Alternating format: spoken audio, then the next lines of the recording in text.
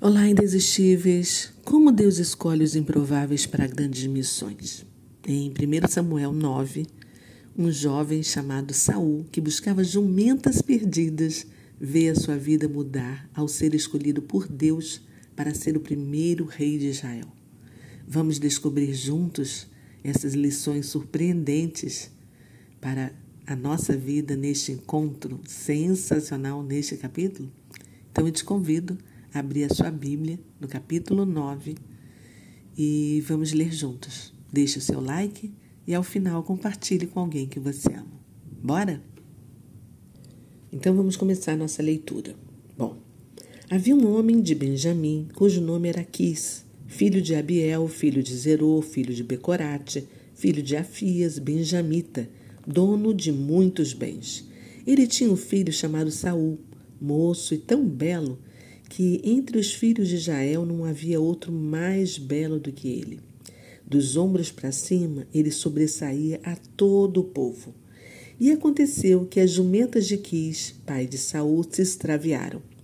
Então Quis disse a Saul, seu filho: leve agora com você um dos servos e vá procurar as jumentas. Eles atravessaram a região montanhosa de Efraim e a terra de Salissa, mas não as encontraram. Depois passaram a terra de Saalim, mas as jumentas não estavam ali. Então atravessaram o território de Benjamim, mas também não as encontraram. Quando chegaram à terra de Zuf, Saul disse ao servo que estava com ele: vamos voltar, porque senão o meu pai vai deixar de se preocupar com as jumentas para começar a se afligir por causa de nós. Porém, o servo respondeu: nesta cidade mora um homem de Deus que é muito estimado. Tudo o que ele diz acontece. Vamos agora até lá. Talvez ele possa nos mostrar o caminho que devemos seguir. Então Saul disse ao servo: mas, se formos para lá, o que levaremos para aquele homem? Porque o pão que tínhamos em nossas sacolas acabou, e não temos nenhum presente para levar ao homem de Deus. Ou será que temos? O servo respondeu a Saul: tenho ainda em mãos 3 gramas de prata, que darei ao homem de Deus para que nos mostre o caminho. Antigamente, em Israel, quando alguém ia consultar a Deus, dizia: vamos falar com o vidente, porque antigamente o profeta de hoje se chamava vidente. Então, Saul disse ao servo: você tem razão, vamos lá. E foram à cidade onde morava o homem de Deus. Quando subiram pela encosta da cidade, encontraram umas moças que saíam a tirar água e lhes perguntaram: o vidente está aqui? Elas responderam: está. Eis que ali vai ele à sua frente. Vão depressa. Hoje ele veio à cidade porque o povo vai oferecer um sacrifício no lugar alto. Ao entrarem na cidade, vocês o encontrarão, antes que ele suba ao lugar alto para comer, porque o povo não comerá enquanto ele não chegar, porque ele tem de abençoar o sacrifício, e só depois os convidados irão comer. Vão agora, porque hoje vocês o acharão. Então eles foram até a cidade. Quando estavam entrando, eis que Samuel saiu ao encontro deles para subir ao lugar santo, ao lugar alto. Ora, um dia antes de Saul chegar, o Senhor tinha revelado isso a Samuel, dizendo: amanhã, a estas horas, enviarei a você um homem da terra de Benjamim, o qual você ungirá por príncipe sobre o meu povo de Israel. E ele livrará o meu povo das mãos dos filisteus, porque olhei para o meu povo, pois o seu clamor chegou a mim. Quando Samuel viu Saul, o Senhor lhe disse: eis o homem de que lhe falei. Este dominará sobre o meu povo.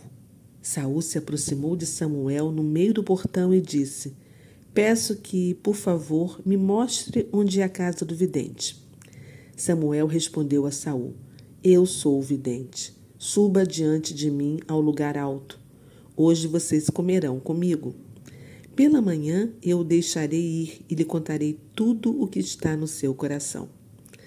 Quanto às jumentas que se perderam há 3 dias, não se preocupe com elas, porque já foram encontradas. E para quem está reservado tudo o que é precioso em Israel? Será que não é para você e para toda a casa de seu pai? Então Saul respondeu: Por acaso não sou eu um benjamita da menor das tribos de Israel? E não é a minha família a menor de todas as famílias da tribo de Benjamim? Por que então você me fala com tais palavras? Samuel levou Saul e o servo dele à sala de jantar e lhes deu lugar de honra entre os convidados, que eram cerca de 30 pessoas. Então Samuel disse ao cozinheiro: Traga aquela porção que eu lhe entreguei, aquela que eu lhe pedi para deixar reservada. O cozinheiro pegou a coxa com o que havia nela e a pôs diante de Saul. Então Samuel disse: Aqui está o que foi reservado. Pegue e coma, pois foi guardado para você para esta ocasião, quando eu disse: Convidei o povo. Assim, Saul comeu com Samuel naquele dia.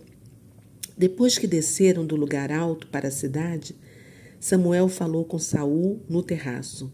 Levantaram-se de madrugada, quase ao raiar do dia.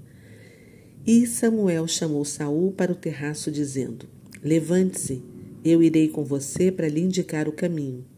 Saul levantou-se e saíram ambos, ele e Samuel. Quando estavam chegando à extremidade da cidade, Samuel disse a Saul: Diga ao servo que passe à frente de nós. E você, quando ele tiver ido embora, espere um pouco para que eu possa transmitir a você a palavra de Deus. Uau!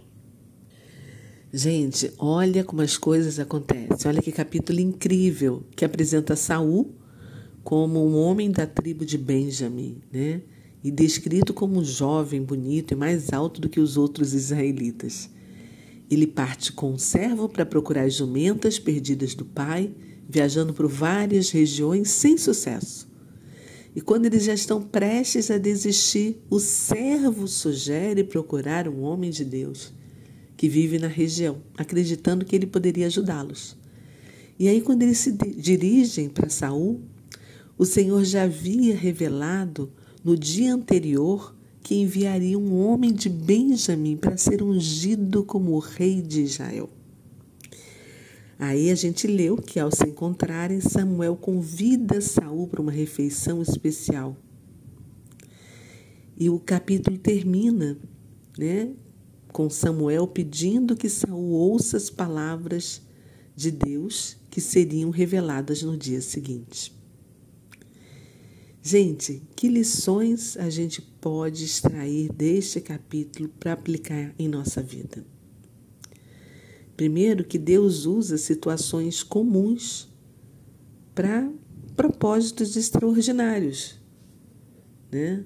Muitas vezes, em nossos caminhos diários, Deus nos direciona para algo muito maior.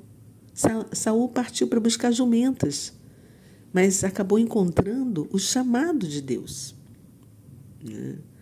A escolha de Saul demonstra como Deus vê muito além das aparências externas e escolhe pessoas para cumprir seu plano soberano. Apesar de nós, apesar das fragilidades humanas. Ou seja, Deus escolhe quem Ele quer e simplesmente capacita. Ponto final.